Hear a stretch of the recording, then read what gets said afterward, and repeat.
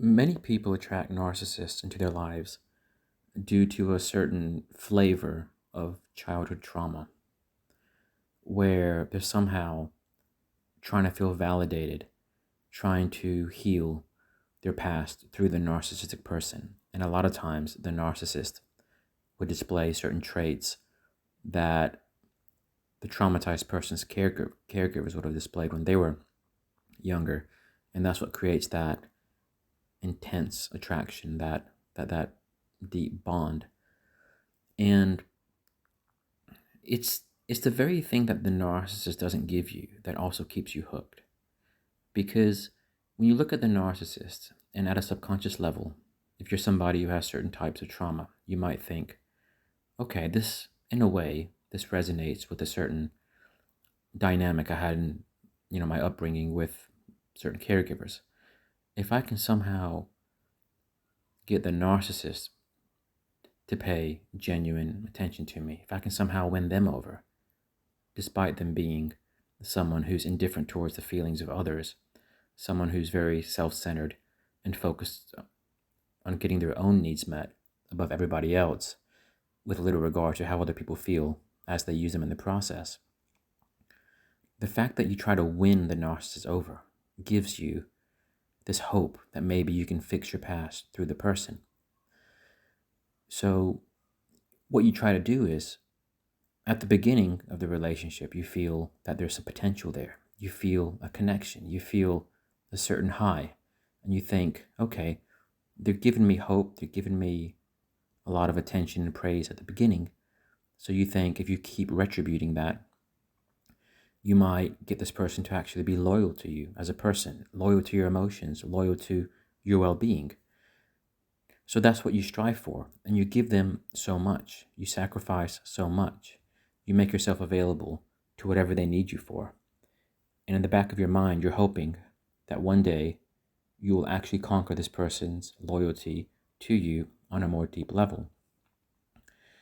And the fact that you never quite manage to, because while one day they might tell you you're the center of their world and you mean more to them than anyone else, the next day they might just disappear, not talk to you.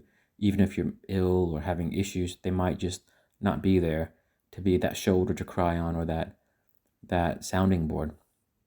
In other words, they're not reliable when you need them most. So because they demonstrate this indifference, this could care less about you when you most need them, and you're already invested emotionally, and at a subconscious level, you're trying to fix yourself, your own wounds through this person, so often it just makes you want to try harder. Because at the beginning, you felt that there was hope. You felt that maybe you could conquer this person. And that's where people devote almost everything to their narcissist, almost everything to their toxic person. But they're getting very little back.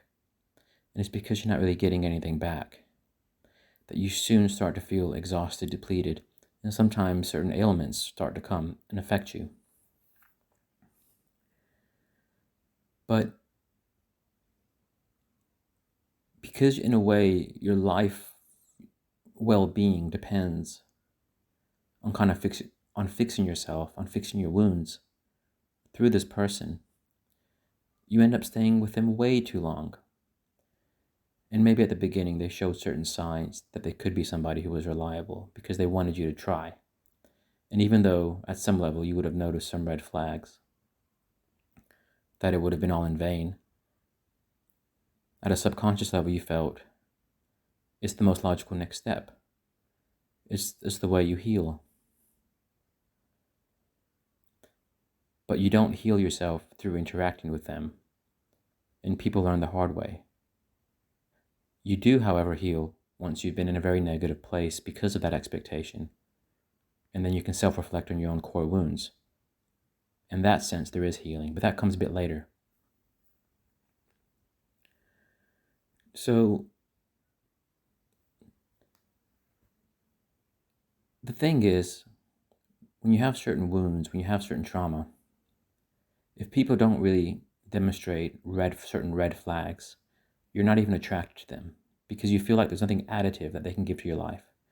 There's nothing that really moves you in a way that you want to be moved. If you come across a decent person who's respectful, who's transparent, who's willing to invest equally in a relationship with you, you look at that and you barely notice it. It's kind of like you're looking at furniture or something. It doesn't really make you feel anything. But when you when you face someone who has that hidden promise of making you feel something maybe you felt when you were a child, and this time you can maybe fix it, that's the way you want to be moved, even though a later step means it can lead to your devastation.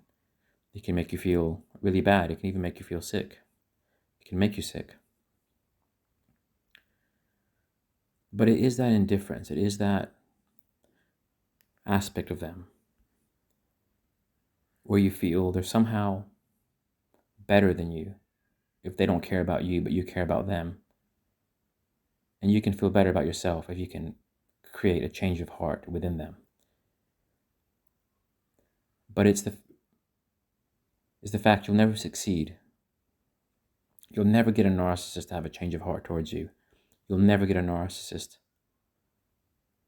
to be loyal towards you, your well-being, your emotions. You'll never get a narcissist to have an equally balanced give and take relationship. But it's the fact that you invest so much into it, so much in the expectation that happens, that you lose so much. Thanks for watching.